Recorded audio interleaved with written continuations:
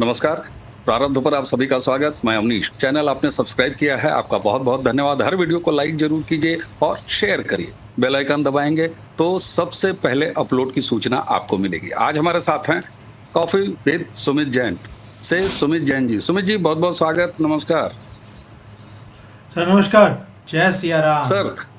जय जय सिया राम। आज एक बॉलीवुड फिल्म के गाने की लाइन से शुरू करूंगा। मोदी जी की यात्रा चल रही है तो उसी को समर्पित है। जाते थे जापान, पहुंच गए चीन, तो हमने कहा अब इसको चीन में स्थापित सुमित जैन साहब से समझने का प्रयास करते हैं।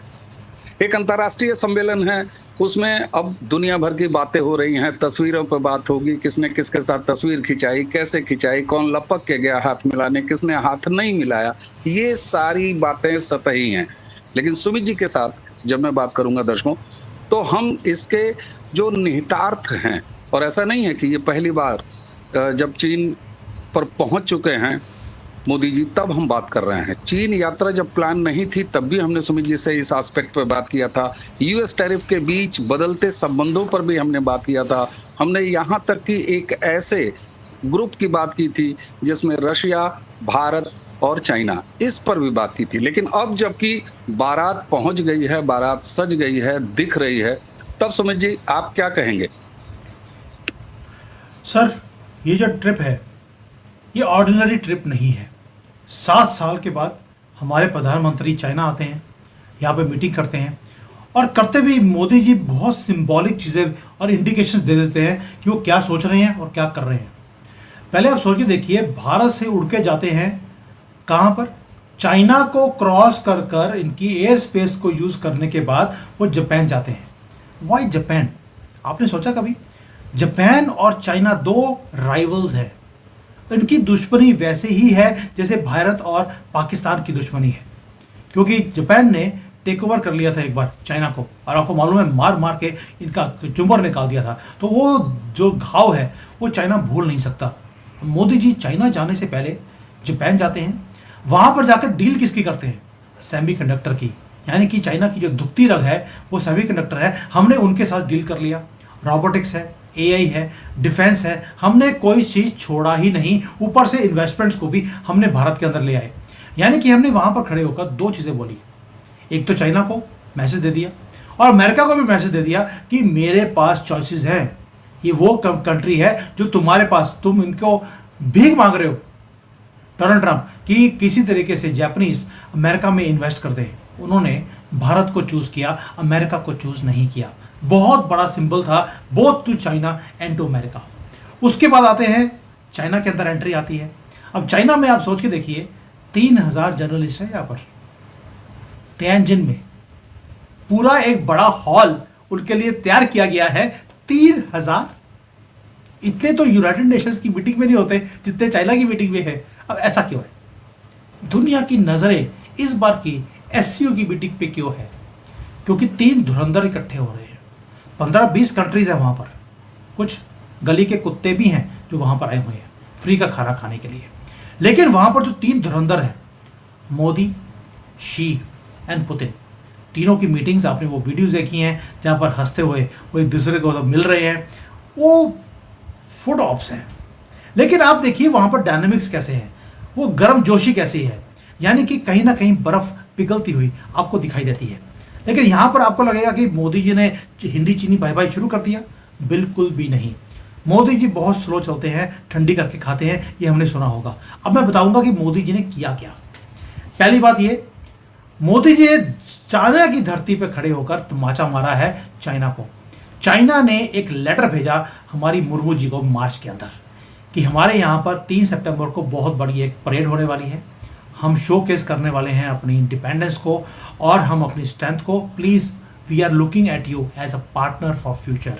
आप इस मीटिंग को अटेंड कीजिए, वरना मोदी जी आ रहे हैं यहाँ पर एससीओ की मीटिंग में। सारे एससीओ की कंट्रीज के जितने भी हेड्स हैं वो इस मीटिंग का, इस परेड का वो हिस्सा होंगे। वी वांट कि आप या मोदी जी उसको अटेंड करें। मोदी जी आज ही मीटिंग्स को खत्म कर कर भारत वापस आ रहे हैं। एक सिंबल दिया आपने चाइना की धरती पे खड़े होकर, do not take me for granted. दुनिया तुम्हारे वहां पर परेड में आएगी, मैं नहीं आऊंगा। उसका कारण भी है, वो भी समझाऊंगा क्या रीजन है। साथ में आपने चाइना को भी बता दिया don't take me for granted, America को भी मैसेज दे दिया I have choices, Japan already मेरे पाले में है, इन्वेस्टमेंट्स कर रहा है, और चाइना ने भी मुझे ओके कर दिया है, they are ready to make me as a partner. आपने एक तीर से कितने निशान आपने कर दिए। अब जो ये मीटिंग था ये हमने एक्सेप्ट नहीं किया, हमने दादागिरी दिखा दी अपनी, चाइना की धरती पे खड़े होकर किया ये। आप समझ सकते हैं दुश्मन की कंट्री में खड़े होकर आप उसे नकार रहे हैं कि तुम्हारी चिट्ठी का भी कोई वैल्यू नहीं है मेरे लिए, जब तक कि मेरी 3 शर्तें आप पूरी नहीं करते। अब वो 3 शर्तें क्या है? पहली बात यह है कि जो हमारा बॉर्डर के ऊपर इश्यूज हैं, पहले तो इसको आप रिजॉल्व कीजिए। आपने बोला था कि हम इसको डी एस्केलेट करेंगे, लेकिन डी एस्केलेशन अभी हुआ नहीं है। वांग यी को हमने फोटोज दिखा दिए थे कि जहां पर इनके स्ट्रक्चर्स हमारे बॉर्डर के ऊपर है, एंड जिस दिन हमने अजीत डोभाल जी ने वांग यी, जब ये उनके फॉरेन मिनिस्टर भारत में थे पिछले 10 दिन पहले, तो उसके बाद से वो स्ट्रक्चर्स को रिमूव करना शुरू कर दिया है। ये कंफर्म्ड न्यूज है कि चाइना ने अपने आर्मी के जो स्ट्रक्चर्स है उसको डिसमेंटल करना शुरू कर दिया। दूसरा हमने बोला कि आपका जो ट्रेड इम्बैलेंस है कि चाइना का माल तो भारत में आ सकता है थैंक्स टू बेशर्मी से एक किया हुआ एग्रीमेंट इन 2008 में राहुल गंदगी का, जहां पर उसने बोल दिया था कि चाइना का कोई भी माल भारत में फ्री ऑफ कॉस्ट आ सकता है, लेकिन भारत के माल को चाइना में बेचने की कोई जरूरत नहीं है। तो उसके कारण, क्योंकि एग्रीमेंट्स इंटरनेशनल है, उसके बाद 2008 में फिर 2011 में एक ट्रीटी साइन हुआ भारत और चाइना के बीच में, तो उसका इम्बैलेंस हमें दिखाई देता है। अब उसको रिवर्सल करने का एक ही तरीका है कि चाइना अपनी मार्केट भी खोले हमारे लिए, वो भी चाइना ने अलाउ कर दिया। इसलिए भारत के मेड इन प्रोडक्ट्स अब चाइना में आपको दिखाई देने शुरू हो गए हैं। मैं यहाँ रहता हूँ, मैं यहाँ पे देख रहा हूँ मेड इन इंडिया के अभी तो आहिस्ता आहिस्ता यहाँ पे प्रोडक्ट्स आने शुरू हो गए हैं। तीसरा था कि जो आप टेररिज्म को सपोर्ट करते हैं, यानी कि टेररिज्म बोल रहा हूँ मतलब कि पाकिस्तान को जो आप सपोर्ट करते हैं ऑन टेररिस्ट एंगल्स ऑल्सो, और उसके कारण जो हमारे रिलेशंस हैं आपके साथ वो बिगड़ते जा रहे हैं, आप उसको छोड़ दीजिए, हमारे रिलेशंस आपके साथ ठीक हो जाएंगे। तीनों बातों के ऊपर चाइना ने हाँ कर दिया है। ट्रेड ऑलरेडी शुरू हो गया, हमारा जो बॉर्डर के ऊपर जो डिस्प्यूट था वो खत्म हो रहा है, उसको लाइन ऑफ एक्चुअल कंट्रोल के बजाय इंटरनेशनल बॉर्डर डिक्लेयर करने की मुहिम शुरू हो गई है। डीमार्केशन को टाइम लगेगा, बट अब दिल्ली दूर नहीं है, अब ये होना शुरू हो जाएगा। और तीसरा जो पाकिस्तान को सपोर्ट करना था टेररिज्म के ऊपर भी चाइना ने हमारे हामी भरी है कि yes we will speak against terrorism. आज जो जॉइंट स्टेटमेंट आएगा उस पर मुझे लगता है, मेरा अपना भी आया नहीं है, मेरा अपना मानना है कि वो स्टेटमेंट के अंदर टेररिज्म के अगेंस्ट कोई ना कोई स्टेटमेंट जरूर आएगा। यानी कि चाइना की, क्योंकि हमें मालूम है चाइना मिट्टी में मिला हुआ है, इस वक्त मिट्टी पलीत हुई पड़ी है इसकी, उसे ट्रेड की जरूरत है, और ड्रैगन का एक ही चीज है जो उसको फीड करता है, वो है एक्सपोर्ट्स। चाइना के एक्सपोर्ट्स बंद है, ना अमेरिका में ना यूरोप में अभी भारत की मार्केट उसको दिखती है। ये हिंदी चीनी भाई भाई चाइना बोल रहा है, हम नहीं बोल रहे, ना ही मोदी जी उस चीज में दोबारा फंसेंगे जो गलती मोहम्मद नेहरू के कारण हमने भोगी है, हमें भुगतनी पड़ी है। तो ये सब सारे डायनामिक्स हैं जो यहाँ पर हो रहे हैं, वो मैंने आपको नटशेल में समझा दिया कि कैसे एक दुनिया देखती है फोटो ऑप्स को। मोदी जी करते हैं चेस खेलते हैं, वो भी 4D में 5D में, और वही चीज वो दुश्मन की कंट्री में खड़े होकर मोदी जी ने करी है। जी बिल्कुल। अच्छा, यहाँ 2 घटनाओं का मिलान मैं करता हूँ। आसिम मुनीर को बुलाया और कनाडा से वापस चले गए ट्रम्प चचा, और अब जो बातें निकल के आ रही हैं कि वो चाहते थे कि मोदी आए और एक हैंडशेक, और उसके बाद उनका मिशन नोबल और क्या क्या है।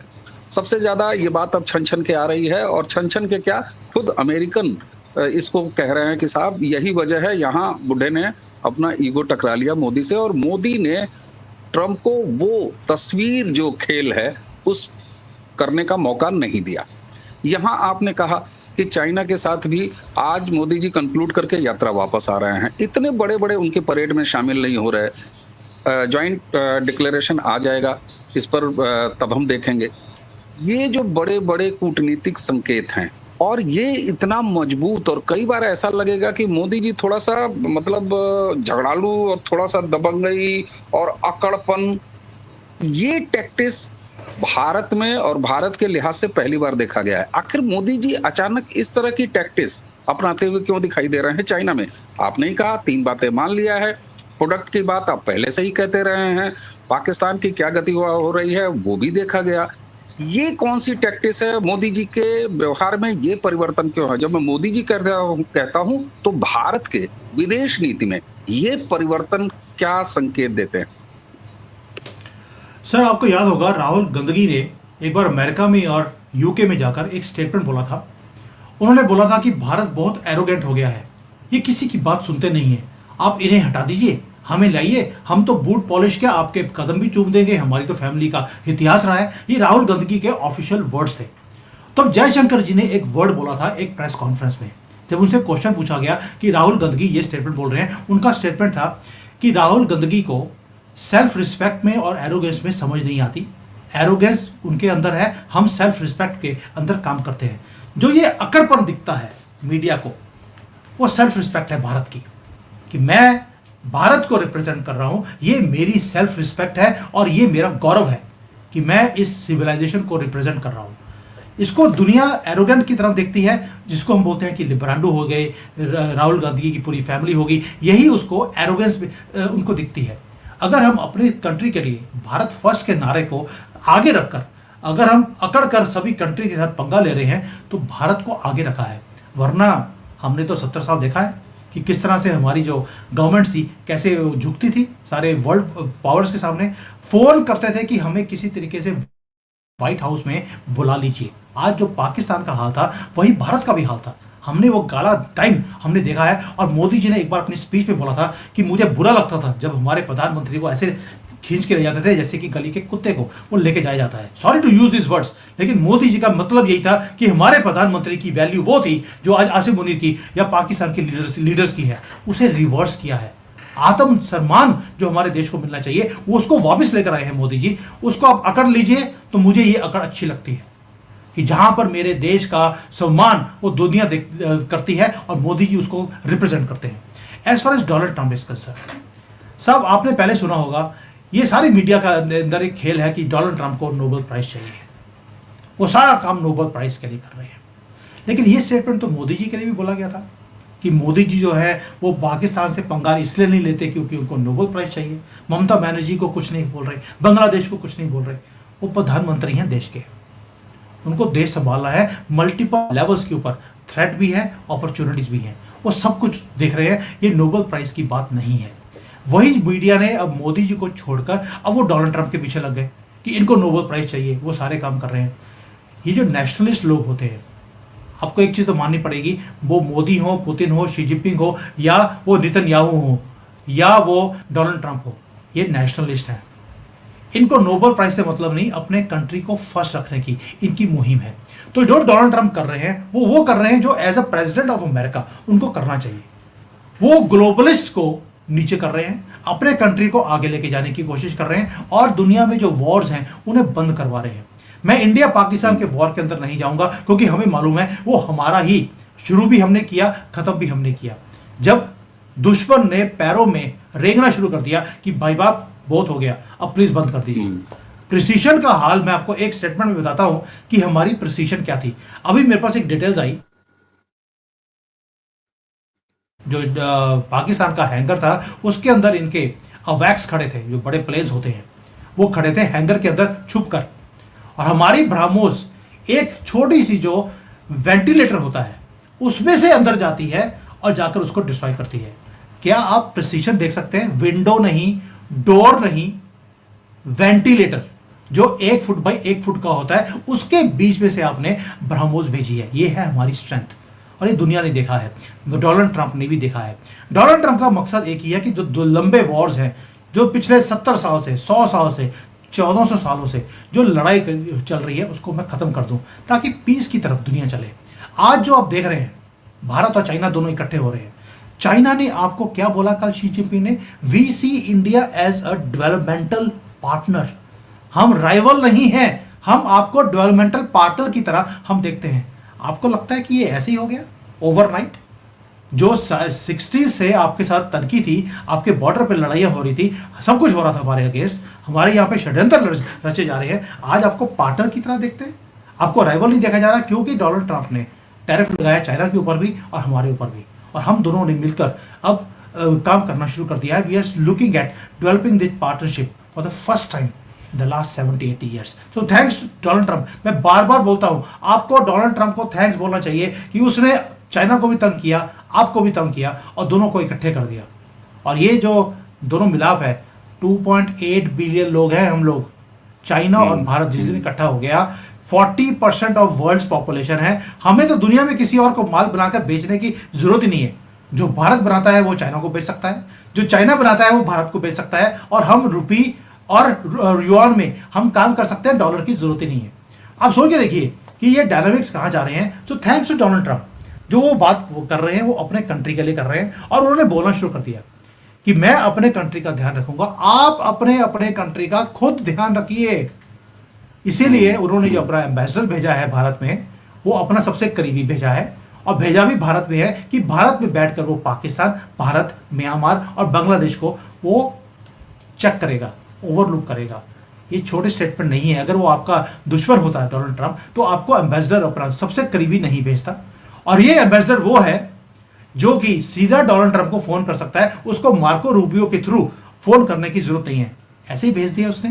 That means long term planning कुछ और है, मीडिया कुछ और दिखा रहा है। ये मेरा टेक है, and I can prove you कि डोनाल्ड ट्रंप कोई ये नहीं है कि नोबेल प्राइज के पीछे लगे हैं। वो शोमैन है एक, आपको मालूम है, he is the greatest showman in the world. वो शोमैन पहले भी रह चुके हैं, जो उनका प्रोग्राम चलता था द अप्रेंटिस, वही चीज वो अभी अपने व्हाइट हाउस के अंदर भी करते जा रहे हैं। काम कुछ और है, दिखाना कुछ और है, इसीलिए वो सक्सेस भी आ रहा है उनको। आज अगर दुनिया में, आपने कभी सोचा था कि अफ्रीका के अंदर वॉर्स बंद हो जाएंगे? अजरबैजान और इनका जो वॉर चल रहा था वो खत्म हो जाएगा, आर्मेनिया का उन्होंने बंद करवाया है 34 साल पुराना। और उन्होंने बोलना शुरू कर दिया कि मैं POK का जो मैटर है वो भी सॉल्व कर सकता हूँ। और मोदी जी ने बोला था ये दौर युद्ध का नहीं है। अगर दोस्तियों से अगर ये सारी तनखियाँ खत्म हो सकती हैं तो युद्ध करने की जरूरत क्या है? I hope now you understand what is happening in the world. Media कुछ और दिखा रहा है। जी बिल्कुल, और मैं यहाँ से डिकोड कर रहा हूँ, यही स्टाइल मोदी जी की भी है। देखते इधर हैं और काम उधर होता है।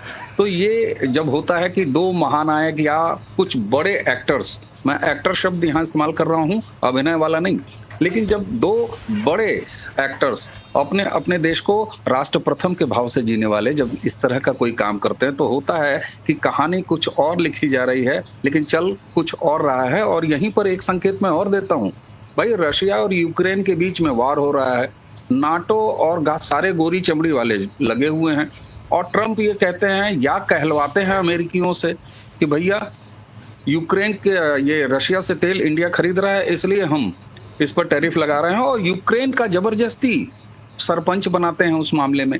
तो ये भी दिखाता है कि ट्रंप भारत की भूमिका घटा रहे हैं या बढ़ा रहे हैं।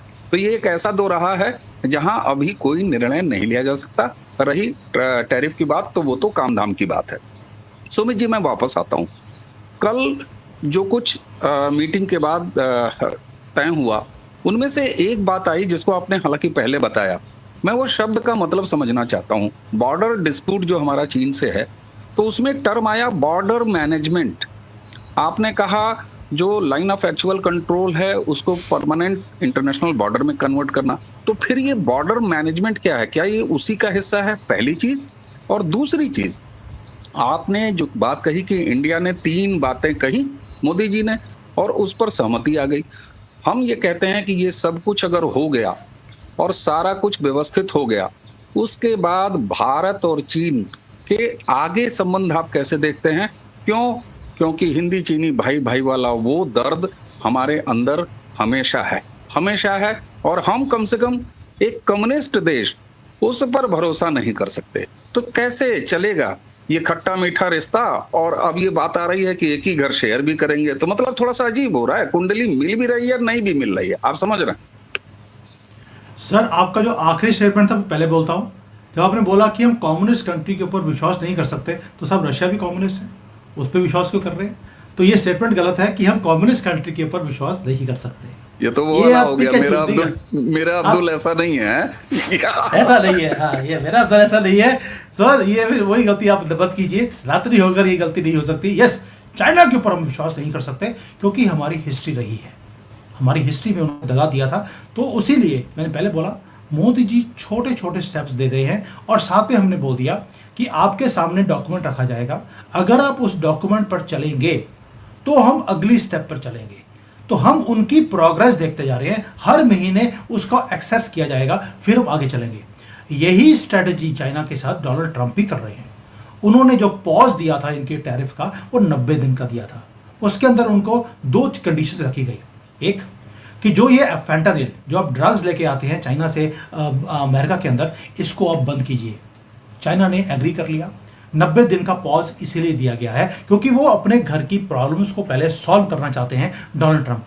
इनके ऊपर टैरिफ नहीं लगाया गया है कि पहले ड्रग्स की प्रॉब्लम को खत्म किया जाए, यानी कि जड़ की जो प्रॉब्लम्स है उनको खत्म करने के लिए आपको छोटे छोटे स्टेप्स चाइना को देने पड़ेंगे, और चाइना चलेगा तो दोस्ती बनेगी। पहली बात ये बड़ा क्लियर है।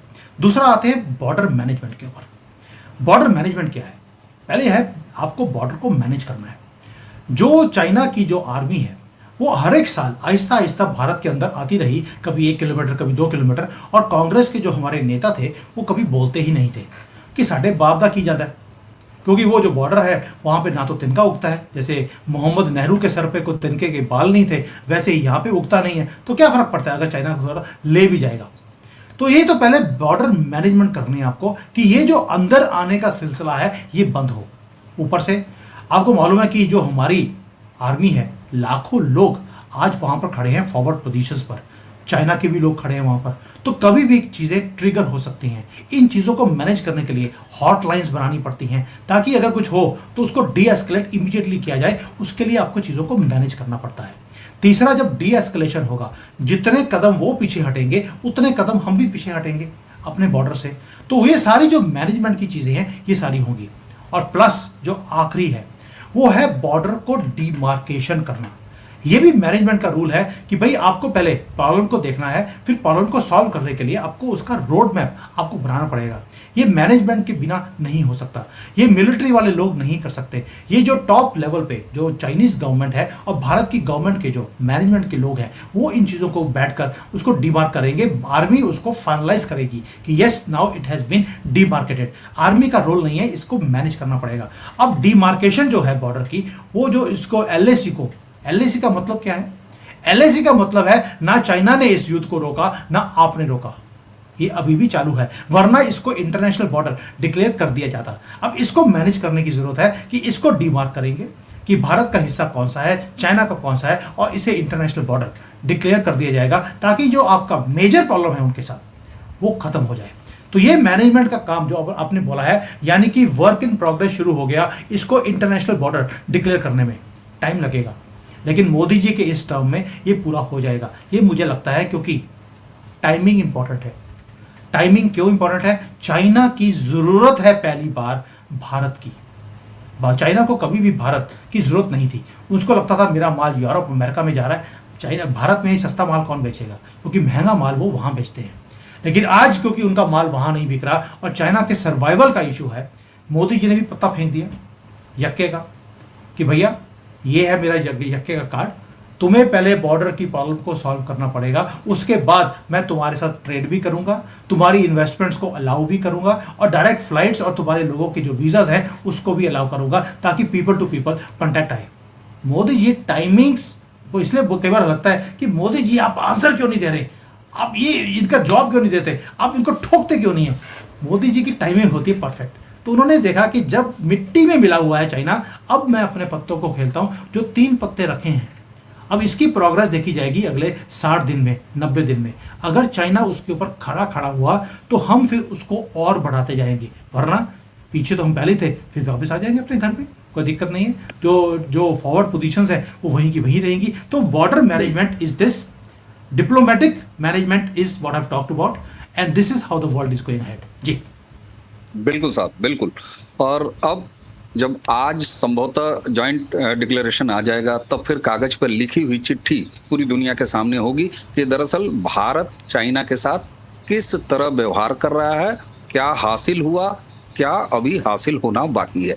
क्योंकि ये चीजें अभी चल रही हैं, प्रधानमंत्री जी अभी भी चीन की धरती पर हैं, लेकिन बड़ा संकेत जैसा कि आपने कहा वो उन्होंने दे दिया कि देखो ऐसा है, तुम्हारी महफिल में जो तुम अपने नोट ऐसे ऐसे लुटाने वाला जो प्रदर्शन करना चाहते हो, हम उसमें नहीं रहेंगे। हाँ, हम तुम्हारे यहाँ न्योते पे आए हैं, रिचुअल करेंगे जो एक संभ्रांत देश, एक संभ्रांत व्यक्ति को सूट करता है। तो मोदी जी वही व्यवहार कर रहे हैं। काम की मीटिंग किया, काम की बात की, काम का डिक्लेरेशन करेंगे, बाकी तुम्हारे बल्ले बल्ले वाले तमाशे में यानी डीजे पे नहीं थिरकेंगे। और ये मोदी जी ने डोनाल्ड ट्रंप के साथ भी किया और उसका परिणाम हम देख रहे हैं।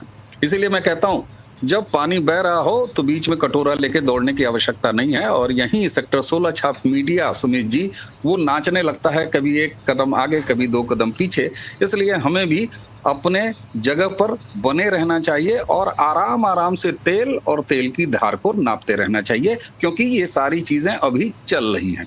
तो हमारी बात भी इस पर चलती रहेगी। और सुमित जी, आपने अपने व्यस्त समय में, आप चाइना में बेहद व्यस्त रहते हैं, इसके अलावा आपने हमें समय दिया, इसके लिए आपका बहुत बहुत धन्यवाद। और हाँ, दर्शकों के सामने ही आपसे वादा ले रहा हूं, ज्वाइंट डिक्लेरेशन आने के बाद फिर मैं आपको छोड़ूंगा नहीं, हम एक कंक्लूडिंग चर्चा भी जरूर करेंगे।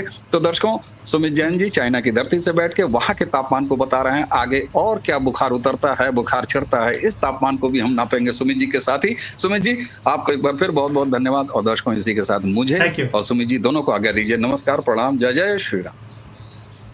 जय जय सिया राम।